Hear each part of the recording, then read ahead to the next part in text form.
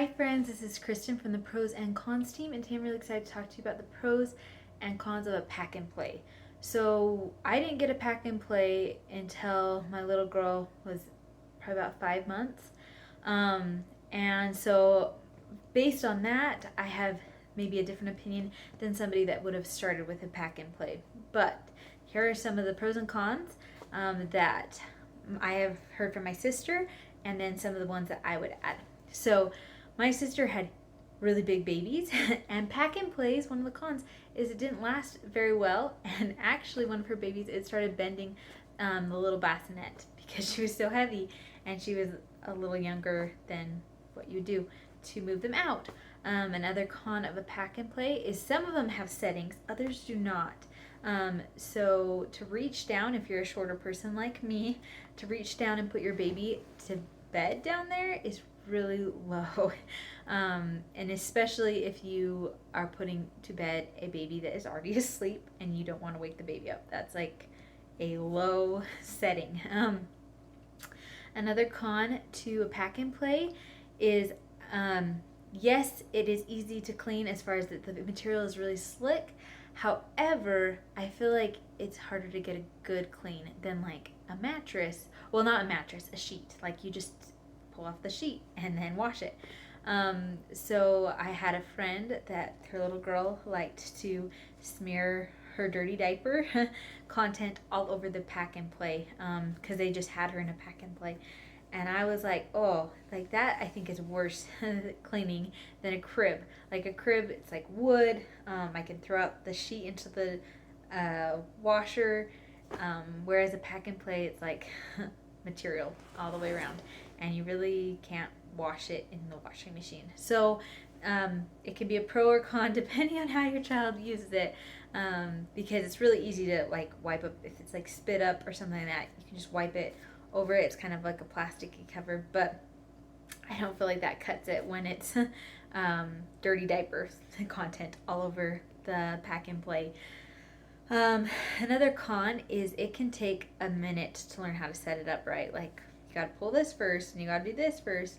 And actually, there's times where I still struggle setting it up, but I have not set it up as much because, moving on to another con, I don't feel like we started our little girl early enough using a pack and play, and so she hates the pack and play.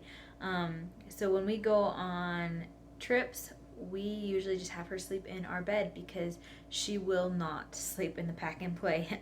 And so that is a definite con. If you've started them off early with a pack and play, that can be a little bit different. Also, it's not as comfortable as a crib.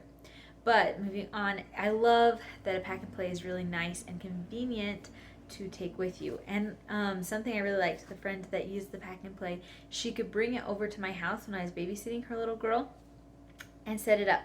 And the little girl was used to the pack and play. So if you use it as a crib, like as their main crib, or use it for nap time, that is a really great benefit because then when you go places, you really take their bed, so they don't need to get used to a new bed, maybe new environment around them, but not a new bed, which is really, really nice. Another great thing is it's so convenient just to fold it up and like pack it with you. It doesn't take up a ton of space, and that's something I really like. Another thing is if you're lacking space in your house, you can compact it and have extra space during the day and then set it back up at night if you need, which is really nice. Another thing is it, like, comparatively to buying a crib, it is cheaper. However, you can get those secondhand, and that's when the prices definitely vary. So that's another pro, though, is if you're wanting to buy it new, it's going to be cheaper than a crib. I really like that pack and plays are like you can see through. They're really easy to see like what the baby's doing.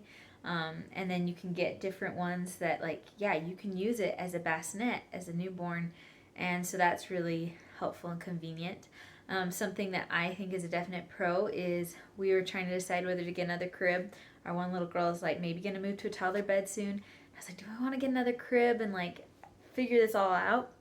And then I was like, oh wait, I could just use the pack and play for a couple months if I need to, so I don't have to buy a whole crib and then buy a toddler bed or buy like the crib that turns into a toddler bed.